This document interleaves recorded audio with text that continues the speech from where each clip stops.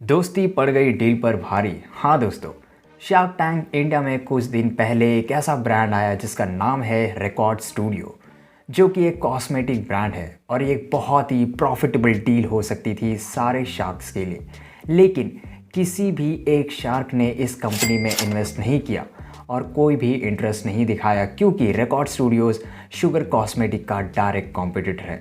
इस कंपनी ने बहुत ही कम वक्त में बहुत ही अच्छी ग्रोथ दिखाई और 4 साल में अपनी वैल्यूएशन को 100 करोड़ तक पहुंचा दिया, और वो भी बिना किसी फंडिंग के। तो चलिए दोस्तों, इस कंपनी रिकॉर्ड स्टूडियोज़ के बारे में जानते हैं और जानते हैं ऐसी कौन सी जीनियस मार्केटिंग स्ट्रैटेजीज इन्होंने अपनाए जो कि डायरेक्टली शुगर जैसे बड़े कंपनी को कम्पीट कर सकती है। रिकॉर्ड स्टूडियो की शुरुआत 2019 में हुई थी। तब इन्होंने एक रिटेल स्टोर से सब कुछ शुरू किया था और इन्होंने पहले साल में ही 25 लाख का रेवेन्यू कर दिया। रिकॉर्ड का एक मोटो है कि वो हाई क्वालिटी कॉस्मेटिक सस्ते दाम पर इंडियन फीमेल्स को अवेलेबल कराते हैं। लेकिन ये बिज़नेस उनका काफ़ी देर तक चला नहीं, क्योंकि आ गया कोविड, और फिर कोविड आते ही उन्हें सब कुछ बंद करना पड़ा कि इनका पूरा बिजनेस ऑफलाइन चल रहा था और ऑनलाइन थोड़ा सा भी प्रेजेंस नहीं था। जैसे ही कोविड थोड़ा कम हुआ और ख़त्म हुआ होने के बाद इन्होंने अपना बिजनेस मॉडल पूरी तरीके से शिफ्ट किया और इस टाइम इन्होंने ई कॉमर्स मार्केट प्लेस जैसे अमेज़ॉन और फ्लिपकार्ट पर अपने प्रोडक्ट्स बेचना शुरू किया और अपने प्रोडक्ट के साथ साथ दूसरे ब्रांड्स के प्रोडक्ट भी बेचना शुरू कर दिया। दोस्तों, अभी इनके इंस्टाग्राम पर 2.5 लाख फॉलोअर्स हैं और लास्ट ईयर इनका रेवेन्यू 15 करोड़ था और इस साल सिर्फ एक महीने में ही उन्होंने 11 करोड़ का रेवेन्यू कर दिया और बहुत ही जल्दी से आराम से 30 करोड़ तक पहुंच जाएंगे, जो कि काबिलियत तारीफ़ है। इतनी अच्छी ग्रोथ के पीछे भी इनके को फाउंडर्स का हाथ है, जो कि मार्केटिंग जीनियस है। कि इनकी वो 5 मार्केटिंग स्ट्रैटेजीज जिसने रिकॉर्ड को इतना बड़ा बना दिया, चलिए जानते हैं। सबसे पहली स्ट्रैटेजी है 1 रुपये वाली स्ट्रैटेजी।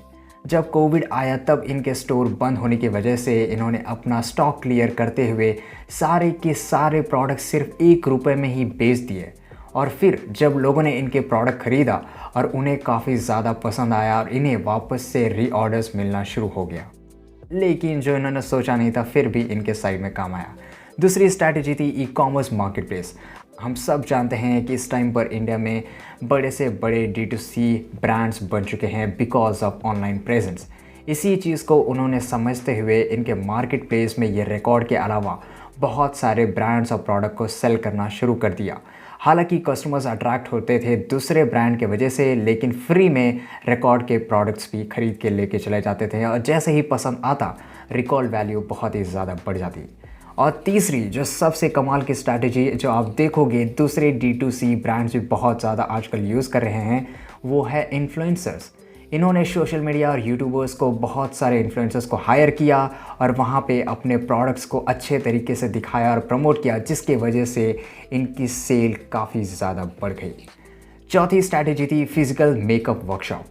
इन्होंने गर्ल्स और वुमेंस के लिए 1500 रुपये में मेकअप वर्कशॉप करवाया, और वो भी 5 स्टार होटल में, जिसमें प्रोफेशनल मेकअप आर्टिस्ट को थ्रू मेकअप सेशन करवाना और फिर उन सभी को 1500 रुपये का फ्री रिकॉर्ड प्रोडक्ट के साथ लंच भी फ्री करवा के देना उसी होटल में।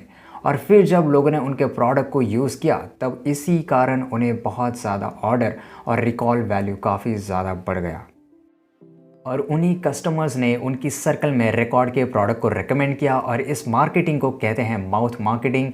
ये रेकमेंडेशन स्ट्रैटेजी कहा जाता है, और ये बेसिकली ये स्ट्रैटेजी अपने आप हो जाती है, क्योंकि आपके अगर कस्टमर्स खुश हैं तो ज़रूर अपने आपके प्रोडक्ट्स वो दूसरे को रेकमेंड करते हैं, जो कि ये स्ट्रैटेजी पीयूष बंसल को काफ़ी ज़्यादा पसंद आई।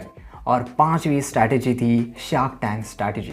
जी हाँ, और जब ये शार्क टैंक में आए इन्होंने एक तीर से 2 निशाने लगाए।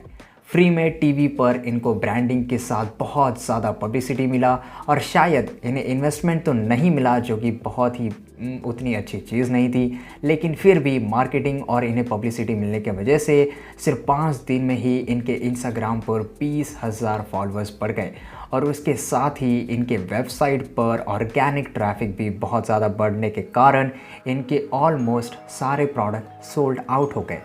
इन फ्यूचर सारे शार्क्स इस डील को ज़रूर मिस करेंगे और उन्हें रिग्रेट तो होगा ही, क्योंकि उन्होंने बहुत ही अच्छे कंपनी में इन्वेस्ट करने से मना कर दिया। और ऐसे ही शार्क टैंक में ऐसे बिजनेसेस और ब्रांड्स के रिव्यू और एनालिसिस के लिए इस चैनल को सब्सक्राइब करें। और अगर ये वीडियो अच्छा लगा तो हमारे चैनल को अभी लाइक कीजिए, कमेंट कीजिए और शेयर कीजिए ऐसे ही पावरफुल वीडियोस के लिए। मिलते हैं अगले वीडियो में। Good bye.